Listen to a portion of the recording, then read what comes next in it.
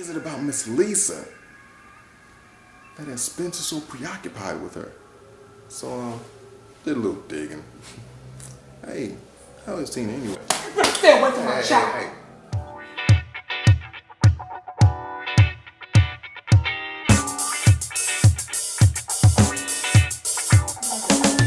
Oh, we're recording.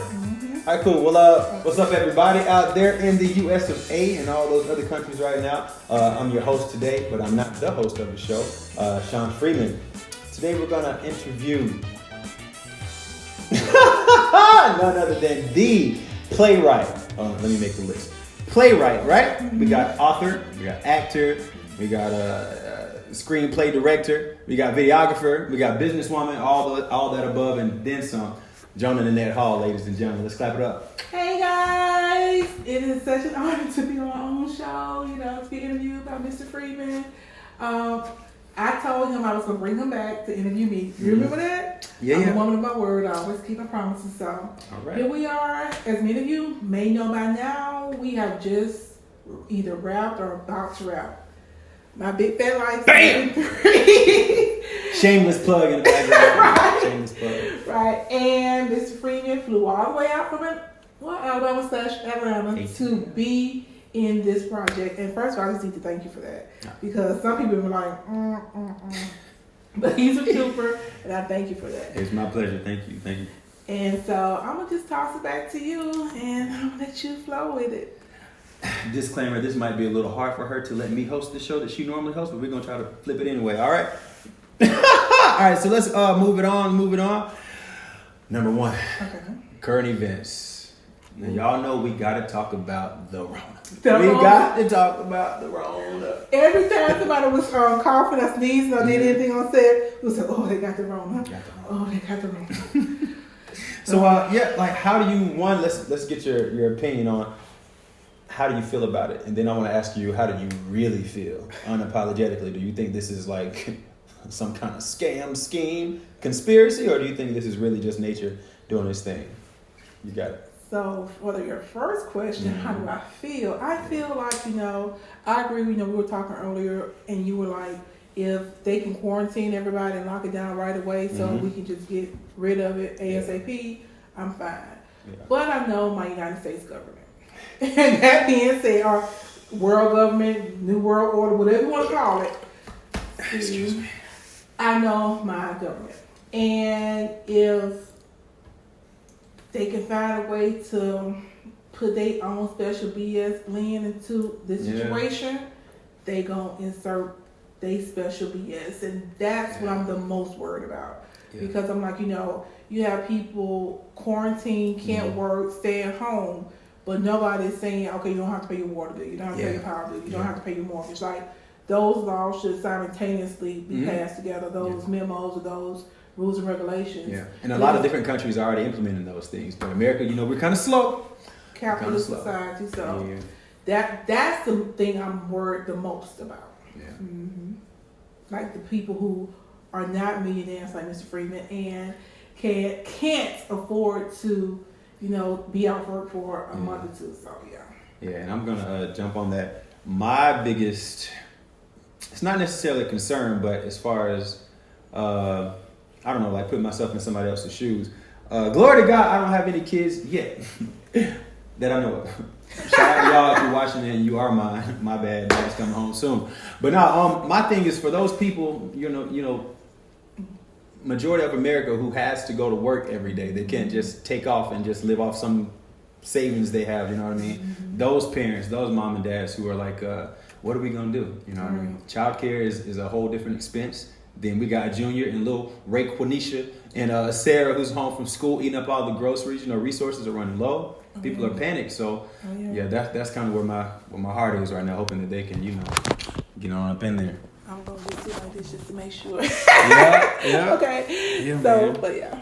Okay. Because we are what? I'm sorry? Nothing, I said. This is the Unapologetic, so say it loud. It's a little niggery right now. So I just want to make sure we don't do this whole interview and you can't understand or hear what we're saying. So, I got you. So audio is good. Mic check 1, 2. Yeah. Okay, fact. Let me know before we move on. It should be good. All right, we there. Good, yeah. All right, so next on my list right here, shout out. Top 5 favorite songs right now. Of any genre, any artist, past or present, give me 5. I don't even listen to any new music. My favorite artist, I know I'm gonna get some flag. Well, not flag, but Keith Sweat, because I like a man who begs. Shout out to me. I was in his latest video. I was the main actor. Oh, I didn't know that. Good Love. It came out like 3 years ago. Oh. But that was one of his latest. Okay. Yeah. Shout out to Sean. Thank you. So I like to hear old school R&B, 90s pop. Like, What's 90s pop? it's a song that every time I hear it, it just instantly relaxes me and just brings me joy. Anita Baker, you bring me joy like that as well. Hey. I like anything that talks about like love or real love or even heartbreak, pain. Something just with something substance. real. I don't. With some substance. If it's about drug use and sex, well, some sex. No, let me roll it back. It just depends on how it's done. Like Pretty Ricky, they were a little raunchy. Pretty Ricky and the Mavericks, yes sir. But Blue Star. That album. I used to listen to that album every day when I used to go to the gym, but like this used to go. Well, man, hold on, that's a bad joke. You And used to go to when the I gym? find it, but I'm saying you still work out. That's what I'm saying. Yeah. I mean, yeah, but I'm just saying, like when it was out, like when it first came out, for sure. I'm like every day I was like, he said it's because of my age, girl. But age ain't nothing but a number. See, I told him he needs to be a singer as well. Cause see that little run right there. Okay, let's move on. Well, so I guess I love my favorite gospel artist. I'll do it like that. It's probably between Tasha Cobb and John P. Key. All right. Any song in particular? I love John P. Key Not Guilty album. Okay. I mean, I have bought it probably 3 to 4 times. I love Fred Hammond. I don't remember the name of it, but it's like a green cover. I bought that like 2 or 3 times. I just love Living Word. That's one of mine. Yeah. I love Tasha. Dove's Eyes, and it's another song. Well, I have a phone right here, but it's a song she sings with Jimmy Kravitz. Or Gravity, I want to say. I forgot the name of it. But it's just such a beautiful song because I am a worshiper. That's how you say, even though some people say I'm not, I am a worshiper. And my worship is for real. We had some events take place this weekend on set, and I just felt like, had her worship been stronger and sincere, that the Lord would have really looked out. But it's all right. We're going to move along. So Tasha Cobb's worship. Mm-hmm. And then, like I said, for secular R&B, I like old school R&B and 90s pop. And then I guess my 4th genre will be maybe blues / country and blues. Give me a song, give me an artist. Country is Garth Brooks and the Thunder Rolls and the Lightning Strikes and Leanne Rimes, How Do I Live? How do I live without you? Well, Trisha Wood, she sings it too. Either one of those girls, I know. And then, of course, Whitney Houston. Like, it's a song that she sings, I Have Nothing. I Have Nothing? Oh, yeah. Bodyguards. Man, shout out to Whitney. Yeah. Speaking of Whitney, songs, current events, it all ties together. Did you hear about the hologram concert recently? Yeah, I heard about it. How would you feel about going to a concert, seeing hologram Whitney? I could do that. Holograph, I think. I could do that at home on my Netflix and my YouTube. All right, y'all. Experience. Y'all heard it here. You will not catch Jonah Hall at any holographic Whitney endeavors or events. All right, cool. And your 5th one? What was your 5th one? My 5th one. A song, not an artist. Let me get a song that's just on your phone all the time. Any 90s or 80s, old school R&B. Oh, well, I like a old lot of school, or you mean like old school? Because I mean, kids now say High old Five. school is like 2002. I mean, High Five Kiss Game. Okay. I mean, whoever is out there listening to me, I need you guys to go find R. Kelly's 12 Play 2000 and redo the whole album. That album bumped so hard, and now I can't even listen to it. 12 Play 2000? Woo, Oh, 4 Play was like 1994, 95, right? I don't. 12 Play. 12 Play? I'm not telling y'all to go listen to it. Don't listen to 12 it. Play. But if you should, 12 Play. I need y'all to redo the whole album. I don't mean it. I don't mean it. So what song is I feel so freaky tonight, and I need someone to make me feel alright. What's that song?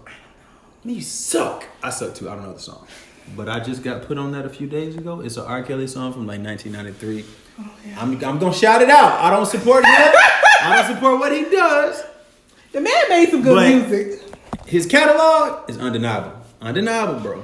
If you are a producer out there, please just go 12 Play 2000, just redo the whole thing and send it to me. We're gonna move along. I don't want us to be like we over here shouting at R. Kelly. Right. And we got the virus out here pulling around, and then R. Kelly virus is just real bad area. Right. We're gonna move on. Okay. So number 4, who you got? Oh, you put me on the spot. Sugar on my playlist. I would say Jarrell and John Payne. Okay. Jarrell a little above, well not a little above John Payne, but I love both of those artists. They're local artists. Well, not for long because Jarrell is, you know, and John Payne, he makes music for everyone. So if you hear John Payne music, that's him. So Hey, shout out to y'all, man. My voice is gone. Like I had a bad cold. I hope it wasn't the Rona. I had like a bad cold like at the beginning of the year. And my voice is not back yet. And so, but as soon as it comes back, I'm going to be singing down again. Because I can't hold a note. Because I'm a soprano or a tenor. Do you want to give us a little? No, my voice is like for real. My voice is gone. I'll show you. I just sang and I was pitchy. My notes was all over the place. Like, my voice is not, it's like I've never sung before in my life. Like, I'm going to let you listen to some of my singing. And this ain't it. Y'all notice she said, I'm going to let you scratch his head. Y'all got to check these nonverbals, y'all. So y'all be sleep on the nonverbals. Nonverbals tell it all. But how about you? What's your top 5? My top 5? Uh-huh. Ooh, top 5. Let me focus. All right, so I'm a Taurus, which means Shout we're very... out to Tauruses. My top 5 tomorrow may be something different from my top 5 next week. So right now, currently, I would say my top 5. Kanye West, y'all. Kanye has a song out.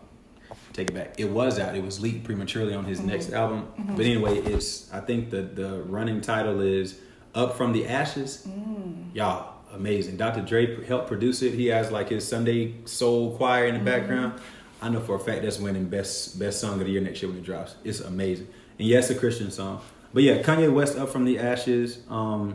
Shaggy. You know, it wasn't me, him. He has a song called Keeping It Real.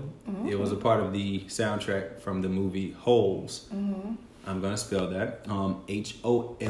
Holes. Not hoes. Not hoes. But yeah, it wasn't me. Duranis. Maybe it's Duranice. Pace. Duranis Pace. Duranice Pace. Yeah. She followed me on Instagram. Hey, Duranis, I'm going to tag you in this. And her voice, period. Whatever she sings. Mainly because when she sings, I feel like she's really singing from a place like of authenticity and like conviction, and she's just not trying to sound pretty like majority of the singers today. Hey, you said this is the Unapologetic show. We're gonna keep it unapologetic. That's right. Number 5, I think is. That was not me. That was about you against the chair. Hey, we're keeping that in the interview. We keeping that. We're keeping that. Yes. All right. Number 5. It's gonna be a tie between Mint Condition, any Mint Condition. You Send Me Swinging, number 1. And what's the other group? And Drew Hill. Their catalog was crazy. So any of them. Both of them. Yeah. That's what I said. 90s, old school R&B. It's like I said, especially if it's talking about love and some sad songs. I'm not gonna lie, but the majority like gospel. Pretty Ricky and the Mavericks. What was their first?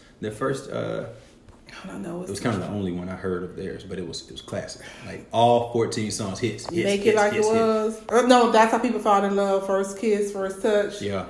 I think Grind on Me, Push It, Age Ain't Nothing But a Number, R. Kelly. And it's just, R. Kelly. You know what? Let's just move it along because we just keep going back to R. Kelly. And speaking of, we're this is R. Kelly adjacent. So Surviving R. Kelly, the documentary. You know, he's not physically on it, so it's kind of adjacent. Have you watched it? How do you feel about it? I want to watch it. Yeah. I have not watched it yet. Like, I feel like I got to get to the place where I can listen to it. Because if anybody knows me, my thing is you have so many grown people. Yeah. And I know it's a sickness and a disease, blah, blah, blah. Maybe spiritual attacks, a mental issue. I know all this. But still, leave the children alone. If you want somebody young, just wait till they turn 18. And see, the thing about it is, to me, that's a little tricky too because you're looking at somebody at 15, 16, 17, like, ooh, I can't wait till they turn 18. Yes. Why is that the thing? Like, if you're 30 plus and you're looking at somebody under 20 and you've known them since they were like 14 and 15 and 16. It makes you question, like, were you already kind of, scoping this out? That makes me, I told you, I've dated young before, but I always met them at the age they were right then. Like, if I was with a 24-year-old, that's the first day I met him when he was 24. I don't know if I could be with somebody who 24 now, but I knew him when he was 14 because I'll just see that little baby. Yeah. And that'll be a turn off for me. So, yeah. I respect that. I hope it was honest. It felt like it was honest. But it was. Yeah, because some people, they different standards, double standards, For me, I'm not, as long as you keep it and they're legal, but I have a thing about this because I know personally it was a youth pastor who was always mentoring young women under the age of 18, but we found out that he was like waiting until they turn 18 and having sex with them. Wow. And I think they call that targeting, predator. Targeting, all that kind of stuff. Like predatory. Grooming, all that kind of crap. That's what it is. Let me be your mentor, and then I'm going to slip in the crack later on. Woo! Literally. I think we all have stories about that. Yeah. We're going to pause 1 second. I know that we wanted to have your shameless plug, my big fat life. So I'm going to try to take a pause. All right. Pull that on up so we can, shout it out. Because that's actually my next topic we were going to talk about. What you got going on right now? Did it go on? I'm just going to bop until she get that started. Hi! Oh, man. You're going to have to excuse her. She doesn't get out much. It's cool. I like Tiny. Oh. He likes Tiny. Why is he looking at me like that? All right, so up next, since we already got, the shameless plug in the background, tell me about My Big Fat Life. What is that? What has it been? Where's it going? What's up?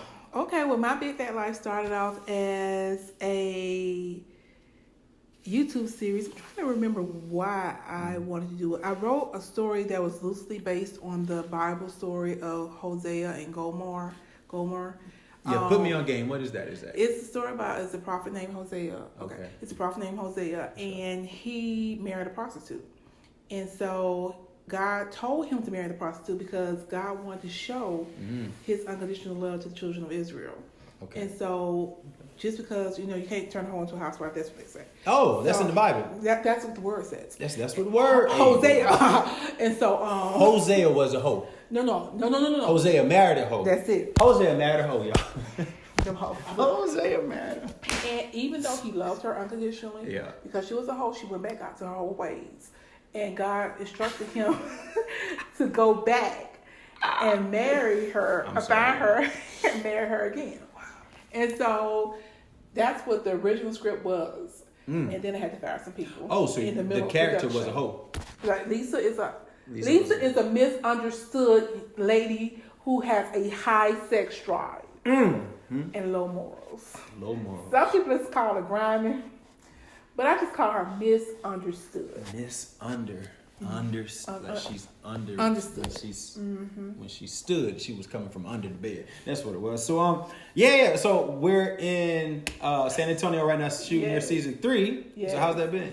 It has been a challenge in the midst of the Rona. We had to delay a few shoots and make sure all your stuff was shot before you had to leave. Yeah. So we have a few more scenes that we have to shoot now at the beginning of April. Okay. But it has been a very, very, very fun time for me. I have thoroughly enjoyed it, and I'm just looking forward to like just the trailer. The trailer, and when it drops, y'all.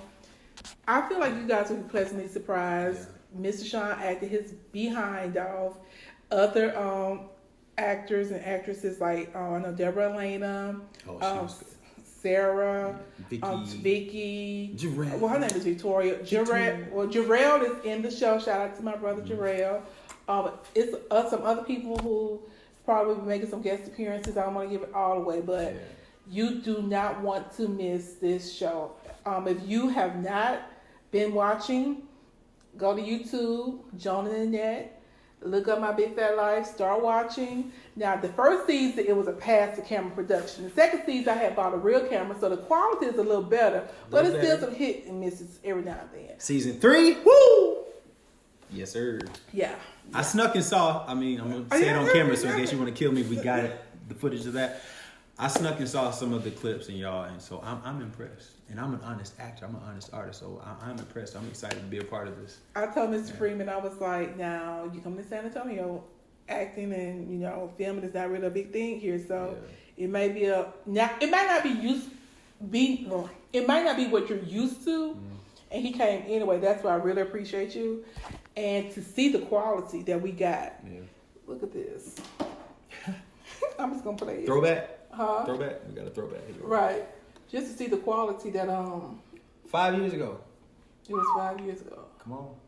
Just to see the quality that Mr. Gabriel Garcia brought to the project. Brought to DP.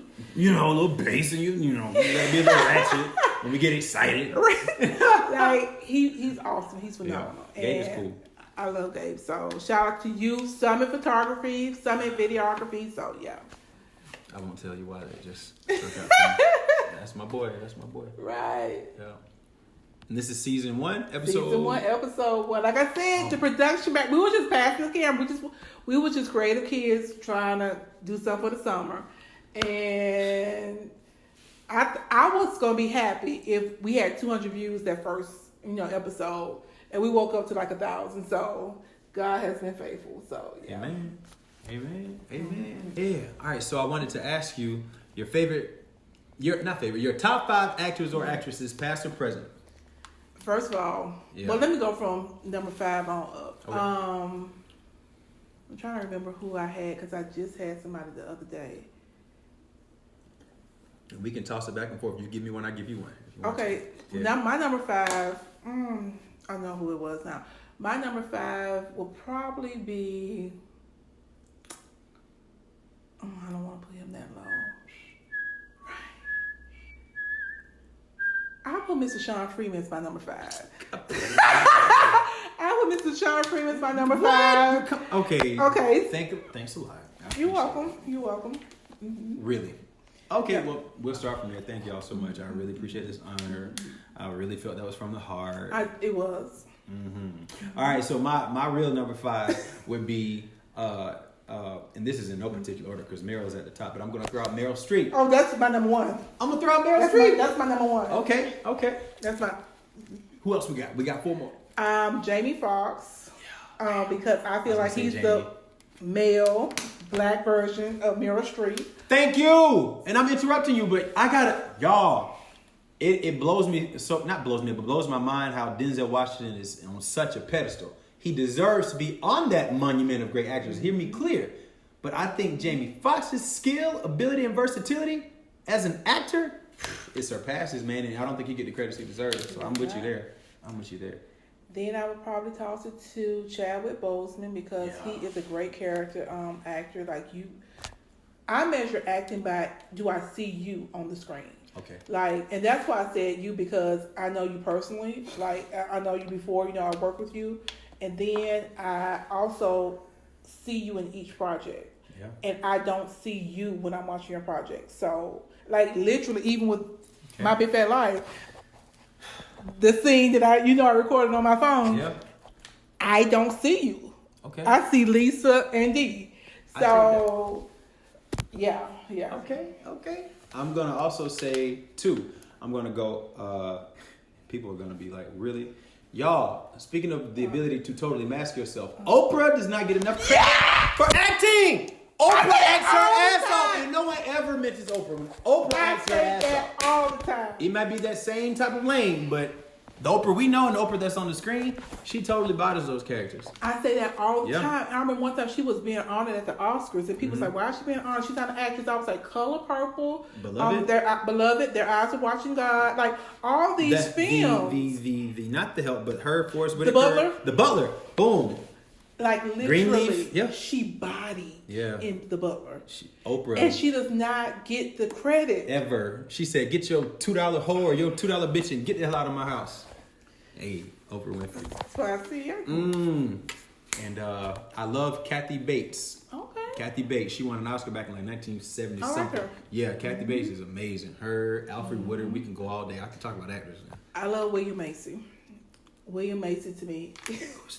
He created, what style of acting he created? I forgot. It's on the tip of my tongue, but the acting method or whatever. But he is the head actor, the lead actor on Shameless. Shameless? Okay, yes. I gotta check that out.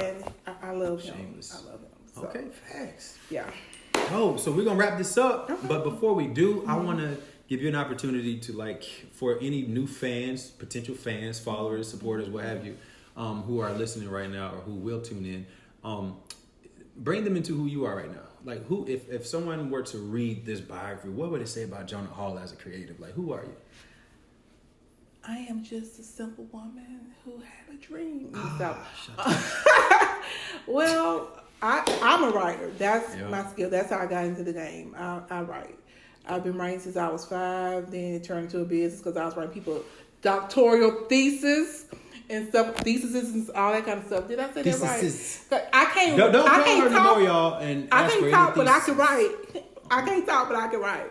That's my gift. And so I got scholarships and stuff from a lot of different colleges because of my ability to write. Excuse me. And I got chances and opportunities to write for people in prominent positions. Yep. So my advice to anybody who wants to be in the entertainment industry is to just get started. You saw season 1. But it doesn't matter how you start, it matters how you end. So just start. Say that again? Just get started. Start from the top. You said it doesn't matter how you it doesn't matter how you start, it matters how you finish.